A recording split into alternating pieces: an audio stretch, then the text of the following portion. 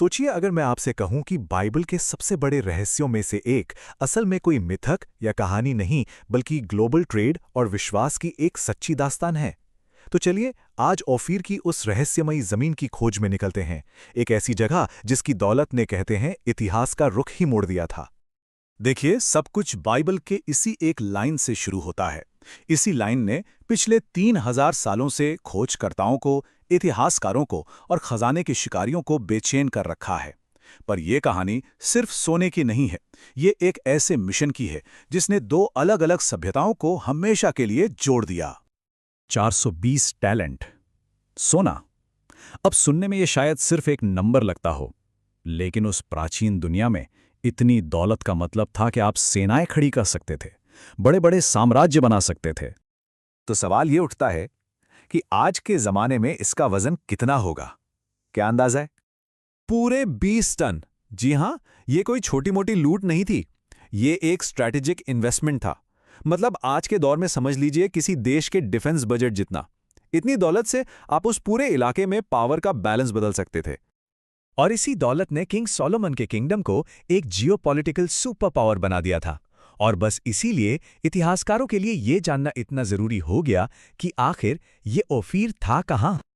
खोज में 3 मुख्य सस्पेक्ट्स थे, अरब, अफ्रीका और भारत। लेकिन एक दिक्कत थी, आर्कियोलॉजिकल सबूत मैच नहीं हो रहे थे। अरब और अफ्रीका में बड़े पैमाने पर सोने की खदानें सोलोमन के दौर के काफी बाद की हैं। तो फिर क्या बचता है? सबसे मजबूत उम्मीदवार भारत। और यहीं से कहानी में एक दिलचस्प मोड़ आता है। अगर सोना अरब या अफ्रीका जैसी पास की जगहों पर था, तो फिर इतना बड़ा जहाजी बेड़ा बनाने की क्या जरूरत थी? जमीनी रास्ते तो पहले से ही थे। इतना खतरनाक समुद्री सफर करने का जोखिम क्यों लिया गया? जवाब सोलोमन के ऑपरेशन के स्केल में छिपा है। सोलोमन का यह नेवल प्रोजेक्ट अपने समय का एक हाईटेक मिशन था। समझिए स्पेसएक्स जैसा कुछ। जमीन के रास्ते धीमे थे और उन पर दूसरे लोगों का कंट्रोल था। समुद्र का रास्ता अपनाने का मतलब था स्पीड, ज्यादा माल लाने की क्षमता और सबसे बढ़कर किसी पर निर्भर न रहना। ये बिचौलियों को हटाने और पूरी सप्लाई चेन को कंट्रोल करने की एक शानदार रणनीति थी। और इसके लिए पोर्ट का चुनाव भी क्या कमाल का था। एज़ियोन गिबर। यहां से सोलोमन को सीधे हिंद महासागर की मानसूनी हवाओं का एक्सेस मिला। ये उस जमाने की सबसे तेज ट्रांसपोर्ट टेक्नोलॉजी थी, एक तरह का नेचुरल सुपर हाईवे। तो अब आते हैं सबूतों पर, क्योंकि इस 3000 साल पुराने रहस्य को सुलझाने की चाबी सोने में नहीं बल्कि उस जहाज पर लाए गए बाकी के सामान में छिपी है। ये है किंग सोलोमन की शॉपिंग लिस्ट। सोना, चांदी, हाथी दांत, बंदर, मोर और एक चीज जो इस पूरी पहेली का सबसे बड़ा सुराग है, अलमुग वुड। इस लिस्ट की हर एक चीज हमें ओफिर के असली ठिकाने के और करीब ले जाती है।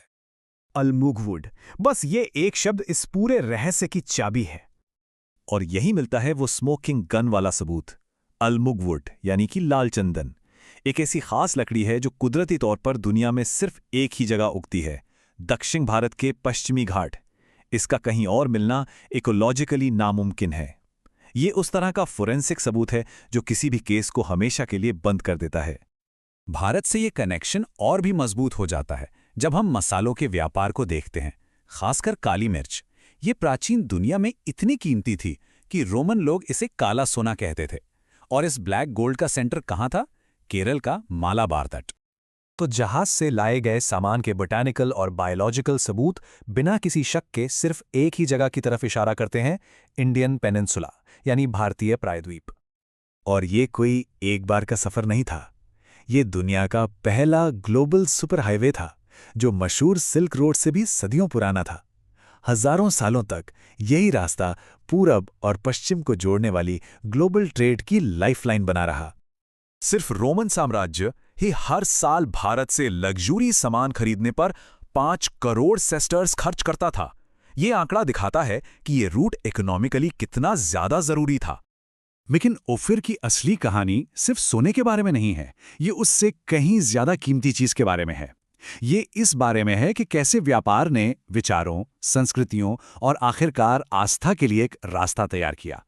ये घटनाओं की एक ऐसी अविश्वसनीय चेन है जो सोलोमन के इकोनॉमिक मिशन को सीधे दुनिया के 2 बड़े धर्मों के एशिया में फैलने से जोड़ती है। पहले यहूदी लोग जो यरूशलेम पर हुए हमले के बाद इसी ट्रेड रूट से भागकर केरल पहुंचे, और फिर प्रेरित थॉमस, जिन्होंने उसी रास्ते का इस्तेमाल करके भारत में ईसाई धर्म की नींव रखी। और ये कोई भूली बिसरी कहानी नहीं है। केरल में प्रेरित थॉमस की वो आध्यात्मिक विरासत आज भी जिंदा है। उनके बनाए चर्च आज भी चल रहे हैं, जो इस प्राचीन इतिहास को सीधे हमारे आज से जोड़ते हैं। इस तरह 1000 साल पहले शुरू हुई लकड़ी और मसालों की एक खोज ने भारत में एक नए विश्वास के आने की जमीन तैयार कर दी। ये इस बात की याद दिलाता है कि कैसे इकोनॉमी और आध्यात्मिकता की ताकतें अक्सर एक दूसरे से जुड़ी होती हैं। तो सारे सबूतों को देखने के बाद निष्कर्ष बिल्कुल साफ है। ओफिर की वो पौराणिक भूमि कोई और नहीं बल्कि भारतीय प्रायद्वीप में केरल ही थी। आखिर में ओफिर की कहानी एक सुलझे हुए रहस्य से कहीं बढ़कर है। ये हमें कनेक्शन की ताकत के बारे में बताती है। ये दिखाती है कि कैसे दौलत की चाह में शुरू हुआ एक सफ़र ऐसे नतीजे दे सकता है जो सदियों तक गूंजते हैं। और ये हमें सोचने पर मजबूर करती है कि इतिहास के पन्नों में ऐसी और कितनी कहानियां हैं जो बस खोजे जाने का इंतजार कर रही हैं।